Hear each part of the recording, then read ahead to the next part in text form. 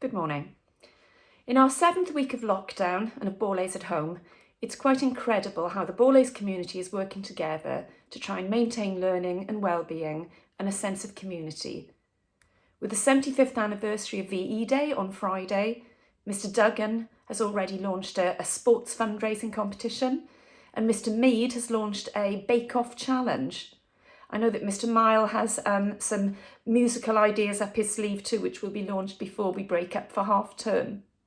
So as well as delivering lessons, I want to thank your teachers for their commitment in giving up their time to go above and beyond in trying to keep the normal rhythm of Borlase life going as much as possible in these difficult circumstances. So thank you for doing the Year 8 options presentations, and to teachers who've been willing to have parents' evening appointments in their own home while managing their own family to help you in Year 8 to make those decisions.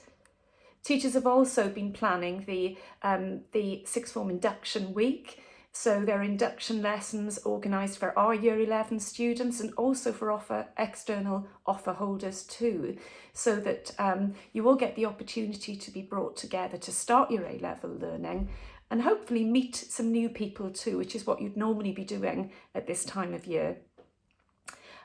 I've really been impressed too with Mr Stevens managing to keep the D of E activities going. I liked seeing the pictures of you in your gardens, D of E students, doing your camping and cooking your dinners outside in your gardens. Again, on top of their teaching and managing families, heads of Key Stage and heads of years have been creating assemblies, and I really enjoyed listening to teachers and students last week, sharing what you feel grateful for. Being confined to our homes and seeing so many people around the world suffering and cared for by dedicated doctors and nurses and carers has heightened our appreciation of what really matters in life. So it was lovely to see so many of you in Norman's assembly share what you personally are grateful for. And the common theme on the whole was the simple things in life: a safe home, family, friends, school, a garden, or living near enough to walk or run in open spaces, your cats and dogs, the food you eat, the NHS. And so many of you shared that you were grateful for your school and your teachers. Having been removed from the wider world, we've been able to focus on what's close to home and really appreciate it. It's made us think about what we value most and what we wouldn't like to lose. It reminds me of the Radio 4 programme Desert Island Discs. Guests are asked to imagine they are marooned on a desert island where they can have just 10 music tracks out of their whole life's experience of music. Mrs Hopper and Mr Mile both mentioned that music was something they felt grateful for, and music forms a backing track to our life's events and experiences.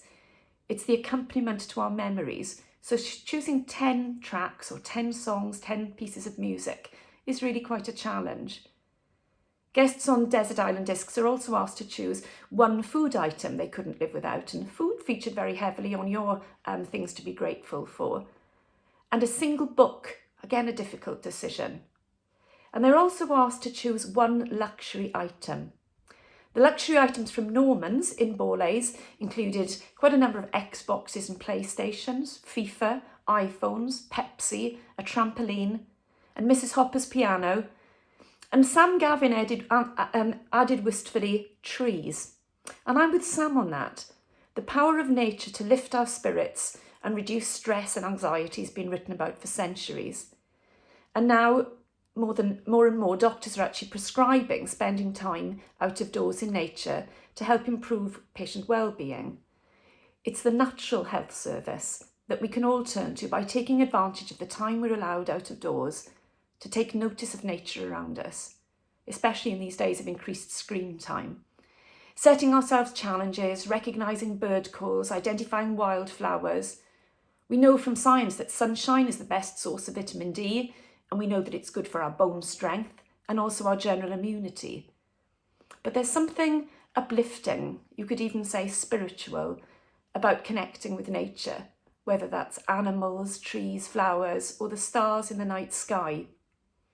In Japan in the 1980s, they developed an activity they call Shinrin-yoku, sometimes translated as nature bathing or forest bathing. The idea more or less involves being in nature, but a little bit more deliberately than usual, opening your senses, inhaling the smell of flowers and trees and grass. Now, Japan is the most densely populated country on Earth, with correspondingly high levels of stress. It's also one of the most heavily forested. The Japanese government in the 80s carried out extensive scientific research which found that 2 hours of shirin-yoku could reduce blood pressure, lower cortisol levels, and improve concentration and memory. They found that the chemicals released by trees could have an antimicrobial effect on our bodies, boosting the immune system. So there's something about nature and trees in particular that gives us a sense of permanence and perspective, rather like the night sky. As we look up and watch, I was watching the meteor showers last week. We look into the night sky, or we see a 400-year tree, and we realise how insignificant we are, how insignificant our problems are. And when we do this, we open up to our potential to be kinder and more compassionate, to see that we're all sharing this planet and we're only here for a short time. And in this way, we're more likely to serve the greater good. But before we sing the hymn together, I want us to close with a lovely poem by Joyce Kilmer. It was written in 1913. It's a poem called Trees.